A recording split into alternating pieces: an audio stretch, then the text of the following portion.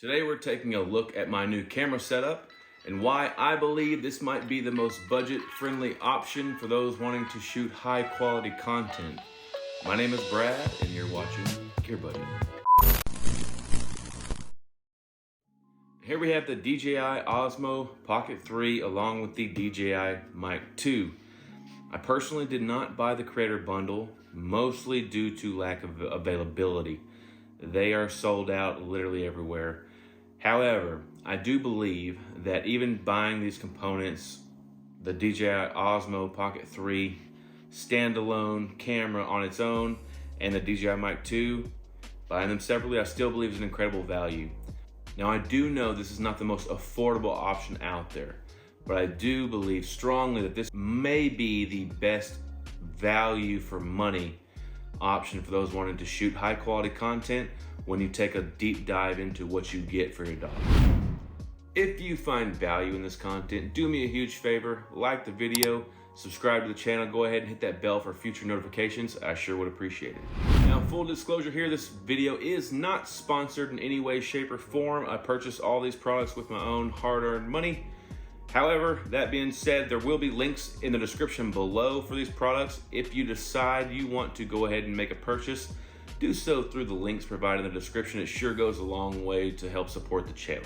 Okay, so this is not gonna be a deep dive video into the specs or anything like that. There's plenty of videos on YouTube already, kind of go through that already. So what this is going to be is just me sharing my thoughts with you guys on why this made the most sense for me, what thoughts went into me deciding this was the way to go. Up until now, I've been exclusively creating content just using my iPhone, and I do have a DJI drone that I use as well, but mainly with my iPhone.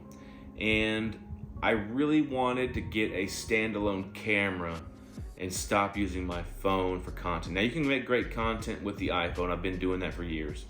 I really just wanted to have a standalone camera to make high quality content and give this YouTube thing a real go. And so I decided to invest into my gear, and this is where I landed. I'd done a ton of research. I looked at mirrorless cameras, DSLRs.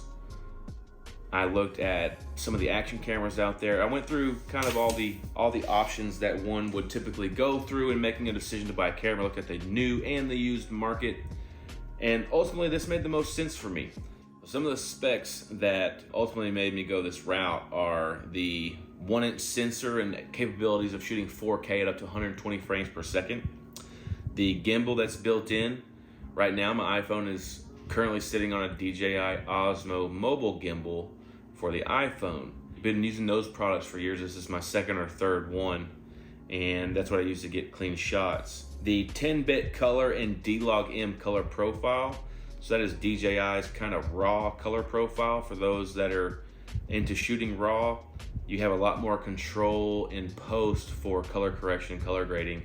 And that was something that was really important to me. Also, the ability, you see the size of the box. This thing is literally small enough to put it into your pocket. Makes it super easy to grab and go, take with you, throw in a bag real quick. There's lots of things you can do with this. Now I'm gonna bring you into the table and we're gonna get the stuff unboxed and kind of discuss what's in the box, show you what it looks like, and we'll go from there. Now let's take a closer look at the DJI Osmo Pocket 3. As you can see, it's tiny. Inside the box, you have the camera itself, a protective cover, the handle with the 1/4-inch threads to be able to attach a tripod or other accessory, a wrist strap, a USB C-to-C cable, and of course the manual if you're into that kind of thing.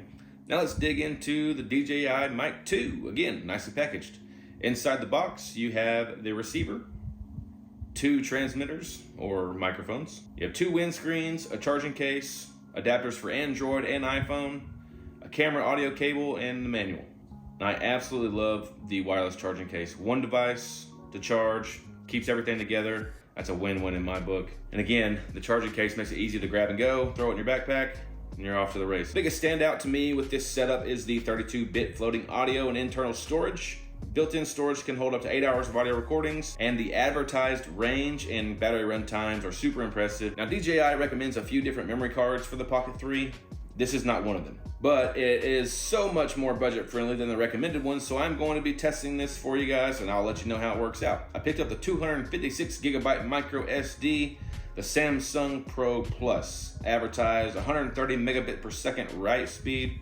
This card should work absolutely fine, and if it does, is probably the best value for performance card for your Osmo Pocket 3. I do plan to order a few accessories for the Pocket 3. I'm gonna hop on Amazon here soon and order a few accessories, some budget accessories, not the DJI specific accessories, but some third-party accessories to try out and hopefully come up with some budget gems that we can find, and I can give you some honest feedback on those. So stay tuned for that video in the future. But that's it for this episode, guys. Thanks for watching. Don't forget, like, comment, subscribe.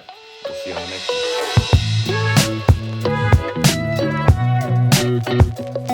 next one.